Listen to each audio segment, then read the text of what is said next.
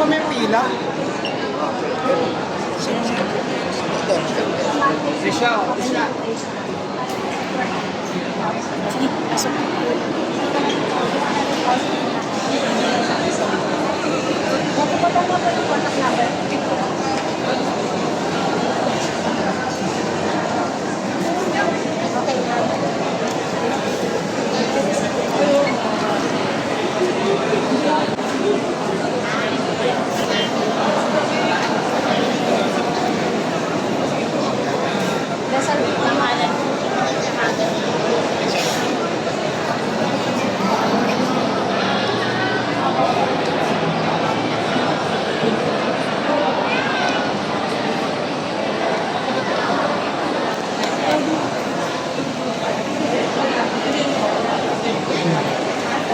Sa agaran tulong ko para po sa operasyon ng ano po na kailangan niya na po kayo.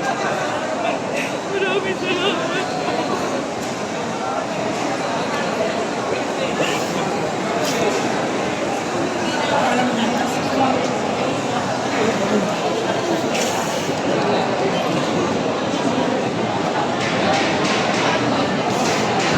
Ma'am, ano po yung nilapit nyo? Yung nilapit ko po kay Yorme yung operasyon po na gagawin sa anak ko kasi lalagyan po ang iniigi po kasi sabi ng hospital para po sa operation ng anak ko is 530,000. Tapos po, para po ma-operan agaran yung anak ko, kailangan po namin mag-down ng 100,000 para po may schedule po siya ngayon ng operation po. Nagpakasakali po ako kay meron magpunta dito dahil wala po ako. Talaga ako malapitan dahil gusto ko po magdugtungan yung buhay ng anak ko. Magkano po binigay ni Yorme? 100,000 cash po yung binigay ni Yorme. Ngayon po dadali ko na po ito sa ospital para po may schedule na po ng operation ng anak ko. Yun lang po. Ayun ma'am, ramdam nyo po ba na may gobyerno dito sa lungsod ng Maynila? Sobra po. Maraming salamat dahil si Yorme po yung naging mayor ng ating Maynila.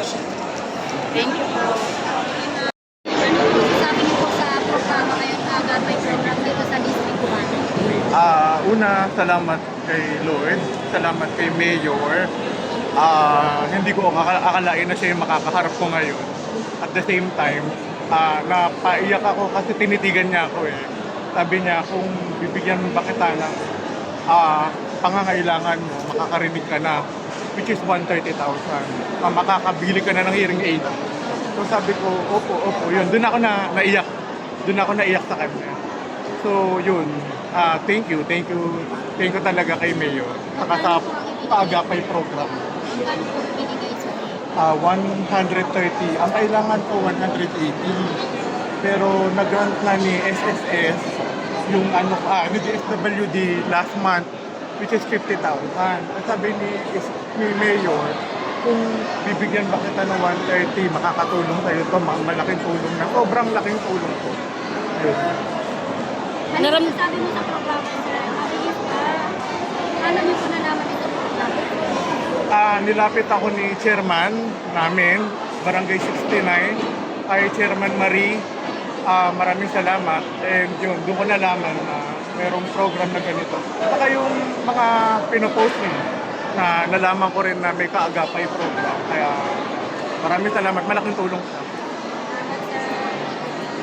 Thank you.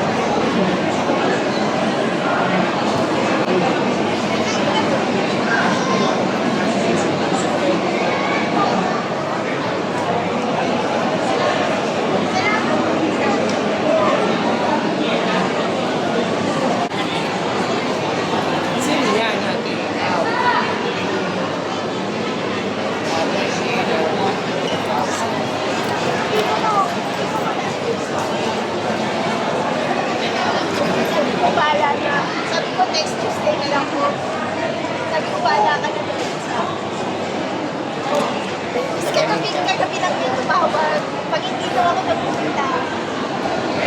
Hindi ko na makukuha. Ay, sabi na asawa ko sasamahin.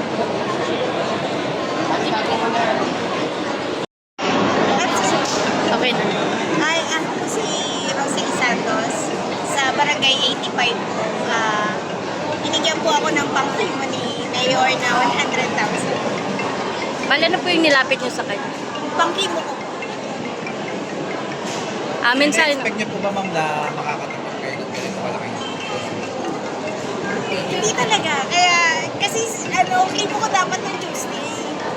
Inuna ko yung PET scan kasi lagpas-lagpas na yung request na doctor. Tapos hindi ako ng mga files. Tapos nung sabi ko dun sa on ko, sabi ko hindi ako makakapagpakimo kasi wala pa akong gamot. Tuesday na lang. Wala pa rin akong gamot. Tapos sabi ko, Lord, di ko na bahala. Tapos tumawag kagabi, sabi sa akin, mapunta kayo dito sa school. Pag hindi po kayo nagpunta o hindi yun na makukuha yun, kahit pumunta kayo sa City Hall. Kaya sabi ko po, kahit hindi ako nakakalakad kasi masakit yung paa ko, nahihirapan talaga ako. So answered prayer kayo. Sobra. Mga pang ilang chemo to ma'am? 116. Maintenance 16 session. 16 16. session na to. Nakakulostomy bag ako. Ano po masasabi niyo kayo? Sobrang salamat. Talagang hulog ng langit si Mayor. Talagang hindi nasasayang yung photo namin sa kanila lahat. Talagang sobrang thank you kami dahil si Mayor. Siya ngayon yung nakauwi. naramdaman nyo ba na may gobyerno sa lungsod ng Maynila? Kahit walang yung pinakamataas, pero yung Mayor talaga. Diba? Kasi dati na yung pandemic, diba? Talagang hindi tayo pinabayaan hanggang ngayon. Hanggang ngayon na nagkasakit ako kasi hindi ko naman expected din na magkakasakit talaga ako. Tapos ngayon unang lapit ko kay Mayor. Grabe talaga, sobrang thank you Lord. Overwhelmed na overwhelmed. Sobrang thank you kay Mayor. Talagang yung blessing talaga sa akin ni Lord kahit may sakit ako. Sa mga taxpayer din. Opo, syempre. Sa lahat ng taxpayer, kaya tayo nabibigyan ng biyaya, ng tulong, ng funds, para sa pagpapagamot. Sa lahat, sa amin na may sakit kami. Talaga nagpapasalamat kami sa lahat ng tulong sa amin. Thank you po ma'am. Magpagaling po kayo ma'am. Salamat din po sa inyo.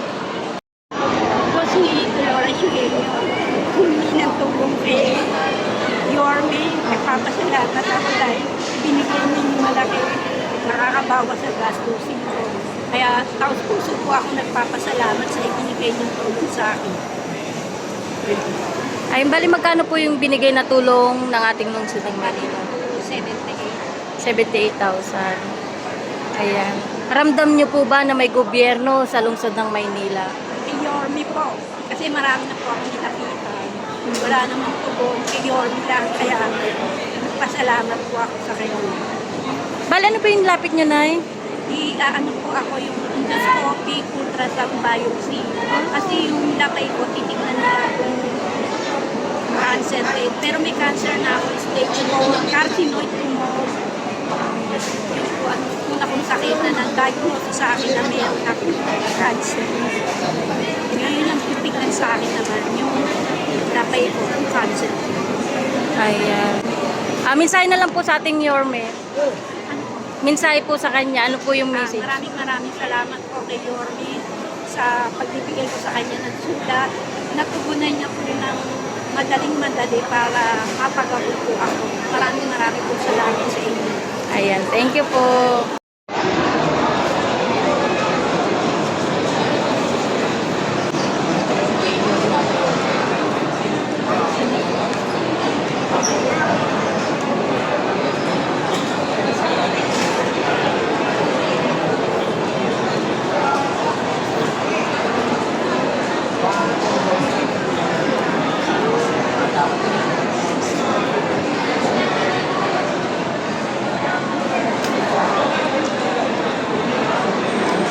Yan.